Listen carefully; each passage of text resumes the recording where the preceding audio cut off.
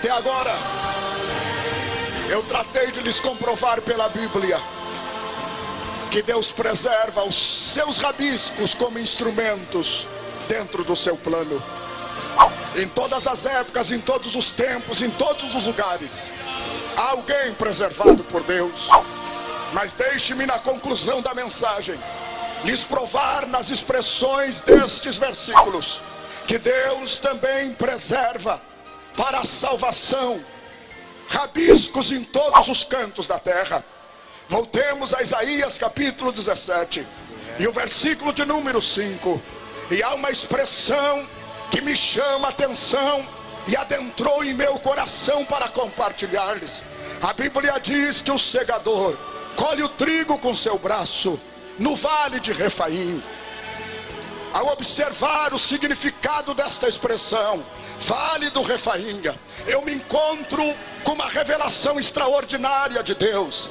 Ao ver que o profeta Isaías, na verdade, desde o capítulo 13 deste livro até o capítulo de número 27, ele expõe uma revelação só. Da verdade, 13 a 27 de Isaías constituem-se numa unidade profética só, intercalada, que não pode ser dissociada uma da outra. E quando ele se refere ao vale de Refaim, a exegese da palavra me leva à seguinte conclusão: a palavra Refaim tem origem nos povos e nos idiomas pré-semíticos.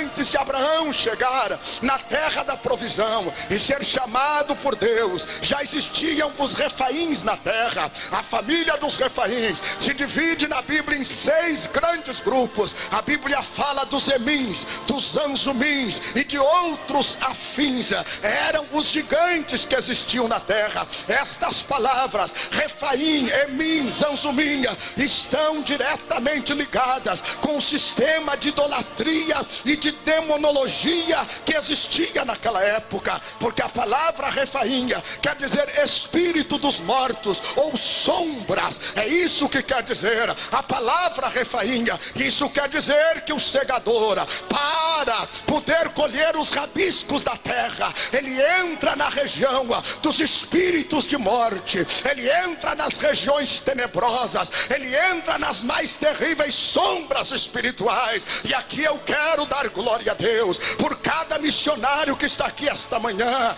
porque Isaías, meu colega missionário, vê o mundo como vale de Refaim, dominado por demônios. A Bíblia me aponta ainda na exegese da palavra que a palavra Refaim, Emim e Zanzumim, também quer dizer monstro, abortivo, antinatural, e se referia aos povos pré-semíticos que possuíam grande estatura. Aos gigantes da época era algo antinatural, um abortivo. Estas palavras são ligadas diretamente, eu repito, ao sistema de idolatria e de demonologia que existia no mundo antigo. Este mundo, meus irmãos, é o nosso vale de Refaim. A Bíblia diz que o segador tem que descer no vale de Refaim. Esta manhã, nesta manhã de missões, o Espírito de Deus vai revelar a você aonde é o seu vale de Refaim. A Bíblia nos mostra pelo menos 12 nações neste contexto bíblico que representam o mundo espiritual do vale de Refaim. A Bíblia fala do juízo de Deus sobre Babilônia, representa o mundo espiritual demoníaco e a sua grandeza. A Bíblia fala dos assírios, representa o vale de Refaim e a sua violência. A Bíblia fala dos filisteus, representa o vale de Refaim e os seus enganos. A Bíblia fala de Moabe no capítulo 5, representa o vale de Refaim e a sua imoralidade. Há uma profecia contra Damasco. Os sírios representam o vale de Refaim e as suas ilusões demoníacas. A Bíblia fala de Samaria idolatria, representando as 10 tribos rebeldes do norte. Fala do vale de Refainha e a sua rebeldia contra Deus. A Bíblia anuncia um juízo contra a Etiópia. Fala do mundo como o vale de Refainha e a sua altivez contra Deus, porque os etíopes eram altivos, eram mensageiros velozes, um povo terrível e uma nação polida. A Bíblia fala do Egito, é o vale de Refainha e a sua idolatria. A Bíblia está dizendo que os ídolos dos egípcios, melhor dito, apodreceriam, eles se envergonhariam dos seus enganos, das suas mentiras que faziam errar a terra. Mas a Bíblia ainda fala que no vale de Refainha existe a insensibilidade ou a carnalidade representada pelos edomitas, pelos filhos de Esaú. A Bíblia fala que no vale de Refainha existem os árabes, que representam o vale de Refainha e a sua falsa religiosidade. E a Bíblia termina falando neste relógio profético contra Judá, Jerusalém,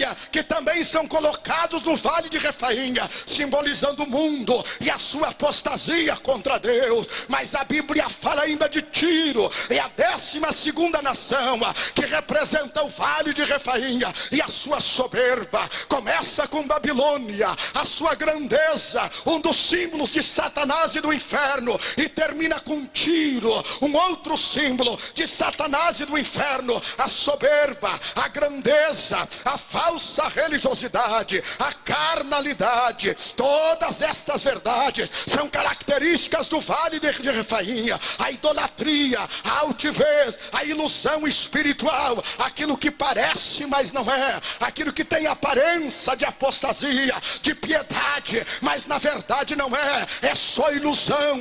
Parece que é santo, mas não é santo. Parece que é puro, mas não é puro. Parece que é unção, mas não é unção. Parece que é pregação, mas não é pregação. Parece que é louvor, mas não é louvor. É o mundo da ilusão, da falsa religiosidade. Eu quero declarar que esta ilusão está longe daqui esta manhã, porque eu estou profetizando é pela palavra de Deus, e a palavra purifica, a palavra limpa, a palavra é veraz. A ilusão do vale de Refainha, a imoralidade, a violência, a idolatria e a grandeza é lá no vale de Refainha que o segador precisa descer. Este mundo, meus irmãos, é como um vale de Refainha. As nações estão como um vale de Refainha. É um lugar tenebroso, é um lugar de batalha espiritual, é um lugar de guerra, é um lugar de desafios. Paulo vê nesta visão correlata no Novo Testamento. Ele diz: no demais, irmãos meus,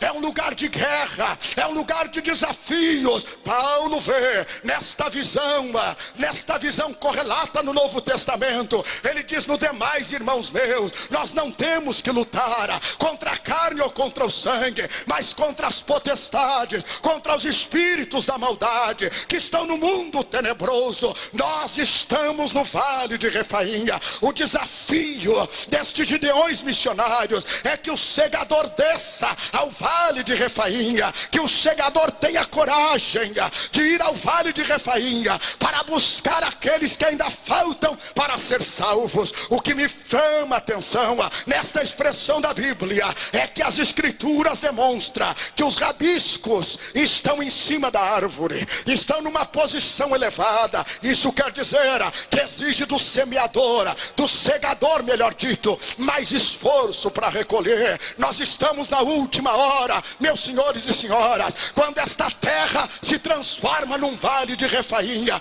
Isto exige de nós mais esforço, mais determinação, mais graça, mais unção. Já faz 1h10, ou melhor, 1h40 que eu estou pregando. Eu perguntei ao pastor se podia continuar. É por isso que eu ainda estou aqui, senão já teria parado. Mas por que eu estou aqui? Porque eu sinto, pastor Reuel, que nós temos que fazer um pouco mais de esforço. Nós temos que doar um pouco mais da nossa vida. Nós temos que jejuar um pouco mais. Nós temos que orar um pouco mais. Nós temos que consagrar um pouco mais. Nós temos que nos gastar um pouco mais, porque nós estamos no vale de Refaim.